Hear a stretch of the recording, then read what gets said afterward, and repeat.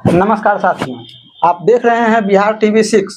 आइए आज हम लोग जानते हैं भंते जी से कि राष्ट्रपिता ज्योतिराव फूले का बहुजन एवं स्त्री शिक्षा के क्षेत्र में अहम योगदान था।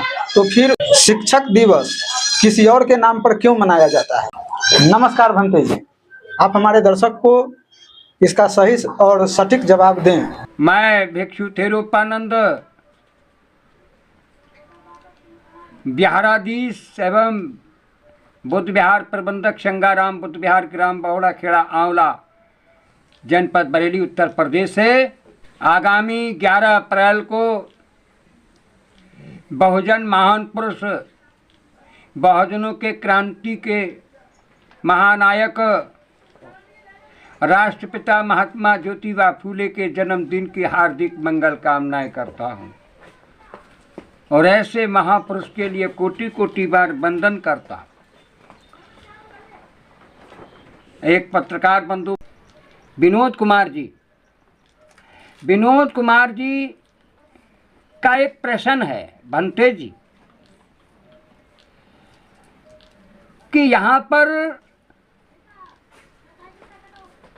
बहुजन समाज के गरीब समाज को और भारत की नारी समाज को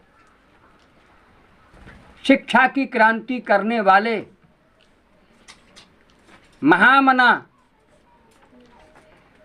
राष्ट्रपिता महात्मा ज्योतिबा फूले और उनकी जीवन साथी राष्ट्रमाता सावित्रीबाई फूले का बहुत बड़ी क्रांति रही है। उनका साथ राष्ट्रमाता फातिमा शेख ने दिया। बहुत बड़ी अपमान सहा। भारत की नारी को शिक्षित बनाने के लिए स्कूल खोले, शिक्षा की क्रांति की। और भारत की नारी तो नारी है, चाहे वो किसी भी धर्म की हो, किसी भी संप्रदाय की हो। भारतीय नारी का शिक्षा के लिए क्रांति की, लेकिन फिर भी उन्हें शिक्षक दिवस के रूप में उनके लिए याद नहीं किया जाता है। क्यों नहीं किया जाता है, इसके विषय में भंते जी जरूर बताएं।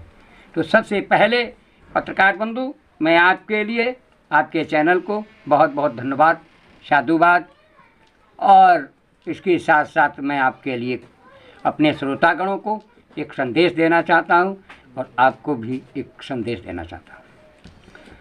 देखिएगा, ऐसे समस्या क्यों है? वो जो यहाँ के ब्राह्मणवादी लोग हैं, मनोवादी लोग हैं, वो नहीं चाहते थे कि यहाँ का बहुजन समाज का, गरीब समाज का लोग शिक्षित बने। भारत की नारी, भारतीय नारी शिक्षित बने, क्योंकि इनके धर्म ग्रंथों में भारतीय नारी को और यहाँ के भारतीय 85 समाज को, बहुजन समाज को गुलाम बनाए रखने का इनका एक षड्यंत्र है। और ये चाहते हैं कि अगर ये शिक्षित बन गए, होशियार हो गए, विद्वान हो गए, तो ये हमारे पाखंडवाद का समर्थन नहीं करेंगे। मेन पॉइंट तो ये। लेकिन इसका कारण छुपा है। जो बहुजन समाज के 85 समाज को ये लोग फूटी आंखों से नहीं देखना चाहते। ऐसा नहीं है कि इनके अंदर ऊंच नीच का मामला है, ये भी नहीं है, क्योंकि इन्होंने षड्यंत्र साजिश के तहत एक काल्पनिक ग्रंथों में, अपने ग्रंथों में लिखा है, ढोल गमार शूद्र पशु नारी, ढोल गमार शूद्र पशु नारी, सकल ताड़ना के अधिकारी। यानी ग्रंथों में भी इन्होंने बहिष्कार कर दिया। ये इनकी मानसिकता सोच है। इन लोगों ने इसीलिए कि कहीं ये जागृत न हो जाएं, शिक्षित बन जाएंगे।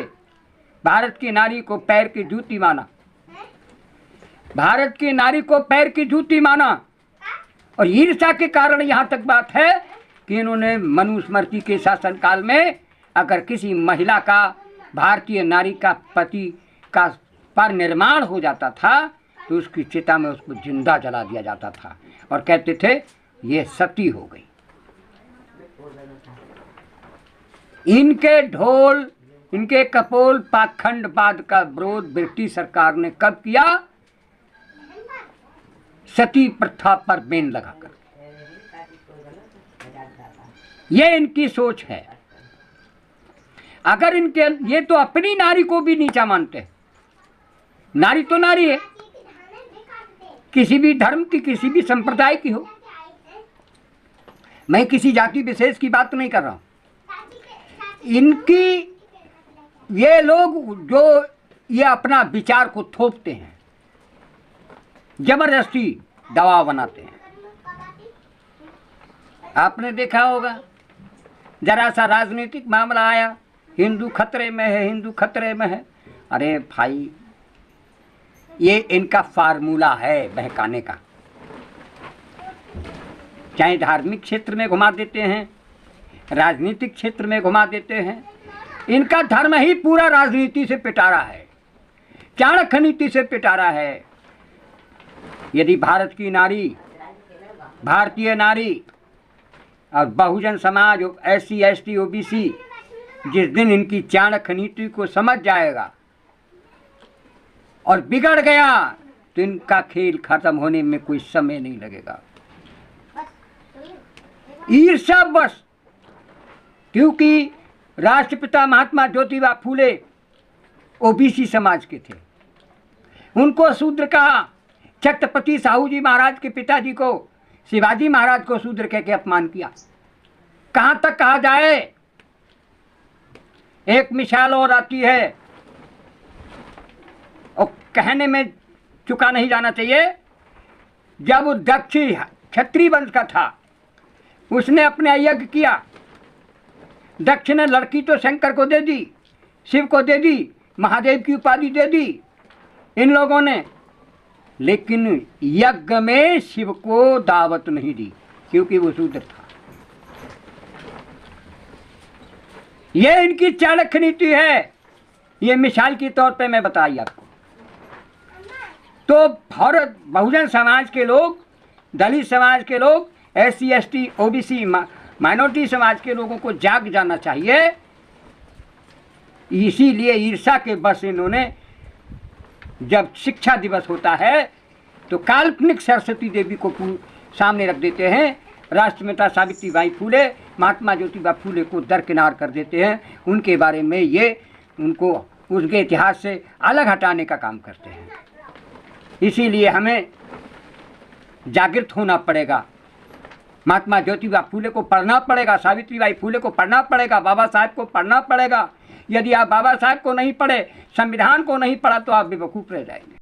तो मैं इन्हीं शब्दों के साथ में सबके जीवन की मंगल कामनाएं करते हूँ। आपका मंगल हो, कल्याण हो, साधु साधु। यह वीडियो आप लोगों को कैसी लगी, कृपया अपना अपना राय कमेंट बॉक्स में कमेंट अवश्य करें। अगर यह वीडियो अच्छी लगी हो तो कृपया वीडियो को लाइक एवं ज़्यादा से ज़्यादा शेयर करें तथा चैनल पर नए हैं तो चैनल को सब्सक्राइब एवं बेल आइकन दबाना न भूलें। धन्यवाद।